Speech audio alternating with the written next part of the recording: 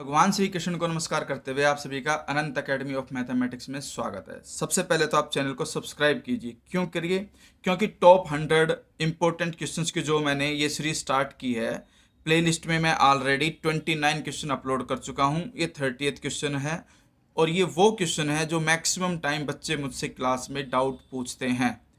ये ज़्यादातर बच्चों का डाउट भी होता है और ये बहुत इंपॉर्टेंट क्वेश्चन भी है। तो चैनल सब्सक्राइब कीजिए, सर्कुलेट कर लिए, प्ले लिस्ट में जितने भी क्वेश्चन हैं सभी तैयार कीजिए क्योंकि वो बोर्ड के हिसाब से बहुत इंपॉर्टेंट क्वेश्चन है। अब हम इस क्वेश्चन को सॉल्व करते हैं।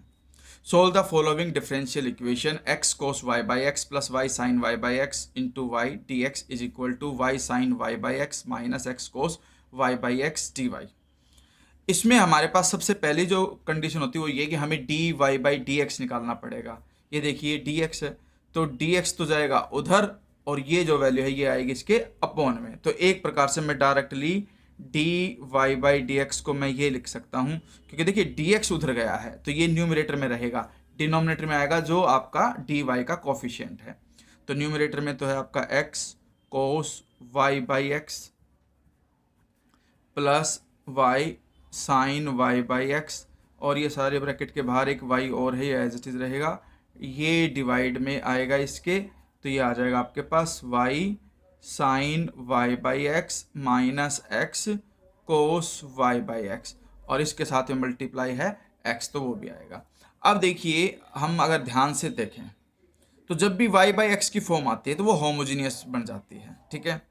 तो इसमें हम डायरेक्टली होमोजेनियस ही समझ रहे हैं कि वाई बाई एक्स आ रहा है यहाँ पे। इसमें से भी अगर आप एक्स को कॉमन लोगे तो ये वाई बाई एक्स बन जाएगा, इसमें से एक्स को कॉमन लोगे तो ये भी वाई बाई एक्स बन जाएगा और एक्स एक्स कैंसिल हो जाएगा, ठीक है। तो अब हम यहाँ पर वाई को क्या कंसिडर करेंगे? भाई वाई अपॉन एक्स जो है उसको हम वी कंसिडर करेंगे और यहाँ से वाई की वैल्यू आ जाएगी वी इंटू एक्स, ठीक है। अब y की वैल्यू आने के बाद हम जो नेक्स्ट वैल्यू निकालते हैं वो निकालते हैं d y by d x की वैल्यू। वो v और x में प्रोडक्ट रूल लगेगा।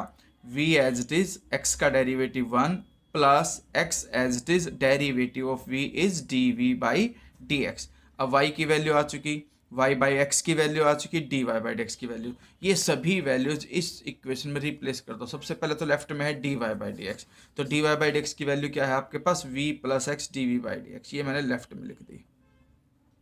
पैटर्न को भी ध्यान से देखना ताकि बाकी और क्वेश्चन भी आप कर सको। और इज इक्वल टू में ये था, ये आपका क्या है? X cos Y upon x है v प्लस वाई की जगह पे मैं वी एक्स लिखूंगा क्योंकि वाई की वैल्यू वी एक्स है, ठीक है। फिर साइन वाई बाई एक्स है, वाई बाई एक्स की वैल्यू v, ठीक है। और इन टू में ये जो y है इस y की वैल्यू भी मैं वी एक्स रख देता हूँ। डिवाइड में आपके पास है y, y का मतलब v x sine y upon x v minus x cos v bracket close और यहाँ पर जो ये x है ये एज इट इज। तो हम देखते हैं इस x से तो x कैंसिल, ठीक है। अब न्यूमरेटर डिनोमिनेटर में x कॉमन है दोनों में ही, वो भी मैं कॉमन लेता हूँ। जैसे x कॉमन लिया मैंने,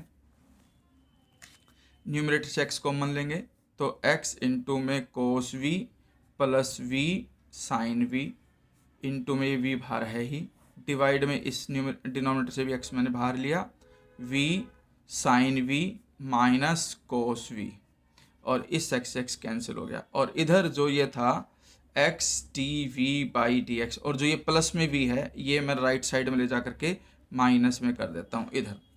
अब यहाँ से तो x d v by d x की वैल्यू आ गई, इधर इस v को अंदर मल्टीप्लाई कर दो, v cos v plus v square sine v और जो डिनोमिनेटर में है वो इस v के साथ मल्टीप्लाई होगा। जब हम एलसीएम लेंगे तो ये वैल्यू v से मल्टीप्लाई होगी और माइनस है इसलिए साइन भी चेंज होंगे मल्टीप्लिकेशन, तो minus v square sine v minus minus plus v cos v, ठीक है। तो ये वैल्यू यहाँ v से मल्टीप्लाई कर दी मैंने और whole divided by v sine v minus cos v, ठीक है। अब हम देखते हैं कि ये आपके पास ये साइन v है एक्चुअली, तो v square sine v plus minus दोनों कैंसिल, ये v कोस v ये भी v कोस v, तो ये आपके पास ट्वाइस हो जाएगा, twice of v cos v whole divided by v sine v minus cos v। अब हम करेंगे वेरिएबल सेपरेबल, यानी कि v वाली सारी टर्म में v के साथ और dx और x एक तरफ। तो ये डिनोमिनेटर में है, इधर आकर के v sine v minus cos v whole divided by 2v cos v और dv इधर, dx इधर आएगा और x मल्टीप्लाई में तो x इसके डिवाइड में आएगा। अब मैं इसको सेपरेट डिवाइड कर देता हूँ। ये है आपका v साइन v अपॉन में 2v cos v minus cos v divide में 2v cos v dv is equal to में dx अपॉन x। तो हम देखते कि यहाँ तो v से v कैंसिल हो गया और यहाँ कोस v से कोस v cancel. 1/2 integrating both side करेंगे तो साइन अपॉन कोस टेन v माइनस 1/2 तो कॉमन बाहर जा चुका है, माइनस में ये आपके पास 1/v बच गया और यहाँ पर dv is equal to integration of dx by x। अब हम इंटीग्रेशन करते हैं, ये तो हो गया 1/2, ठीक है। अब tan v का इंटीग्रेशन होता है minus log cos v, minus है ये रहा 1/v का integration log v is equal to 1/x का integration log x plus c। फिर से देख लो, tan v का minus log cos v, minus है ये रहा 1/v का log v और इधर 1/x का log x। अब यहाँ पर हम करते हैं 1/2 log cos v, माइनस में log है तो माइनस भी मैं कॉमन बाहर ले लेता हूँ और ये v इस cos v से मल्टीप्लाई हो जाएगा क्योंकि log x plus log y की जो वैल्यू होती है वो log x इंटू वाई होती है। तो ये हो जाएगा v cos v is equal to, ये log v इधर आकर के माइनस का हो जाएगा log x और जो हम ये c है ना, इसको एक्चुअली हम log c कंसिडर कर सकते हैं, ये ध्यान रख लेना। या स्टार्टिंग में ले लेते हैं, आप यहीं पर ले लो, आप इसको कांस्टेंट की जगह पे log c ले लो, तो ये log c रह गया इधर। अब हम क्या करेंगे कि इसके अंदर log की प्रॉपर्टी अप्लाई करेंगे, माइनस कॉमन लेंगे, माइनस होल कॉमन आने के बाद ये माइनस का तो कॉमन आ गया, ठीक है। 1/2 जो है वो सिर्फ इसके साथ है, इसके साथ 1/2 नहीं है, तो हम क्या करेंगे देखिए 1/2 log v cos v, ठीक है, माइनस इसको मैंने क्या किया 1/2 इंटू में 2 log x लिख दिया और इधर आपके पास क्या आ गया log c।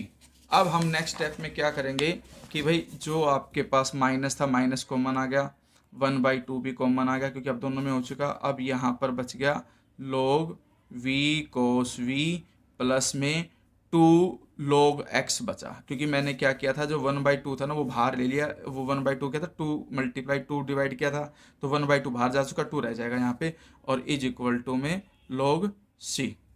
अब हमारे पास कंडीशन ये आ गई कि log x plus log y वाली प्रॉपर्टी लगाएंगे, लेकिन उससे पहले ये पावर में चला जाएगा, log x स्क्वायर बन जाएगा तो -1/2 log ये x इसके साथ मल्टीप्लाई होगा लेकिन x नहीं x स्क्वायर, क्योंकि पावर पहले x की पावर बनेगी x square v cos v ऐसे और इधर ये आपका log c, ठीक है। अब ये है 1/2 है तो ये अंडर रूट बन जाएगा और नेगेटिव को मैं उधर ले जा सकता हूँ या फिर एक काम कर सकता हूँ मैं log x square v cos v power -1/2, ये जो पावर है आगे log से पहले ये पावर में चली गई, इधर log c।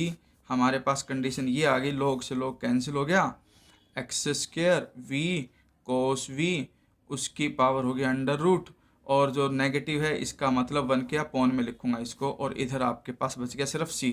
टेकिंग रेसिप्रोकल लोगे तो x square v cos v is equal to 1/c और जो अंडर रूट है उसको हटाने के लिए squaring both side, x square v cos v is equal to 1/c square. अब वैल्यू रख दो v की y/x cos y/x is equal to 1/c square को एक कंप्लीट मैं c1 मान लेता हूँ कि जहाँ पर c1 है आपका 1/c स्क्वायर, इससे ये कैंसिल। तो फाइनल आंसर आपके पास ये आ गया xy cos y/x is equal to c1 is the required answer.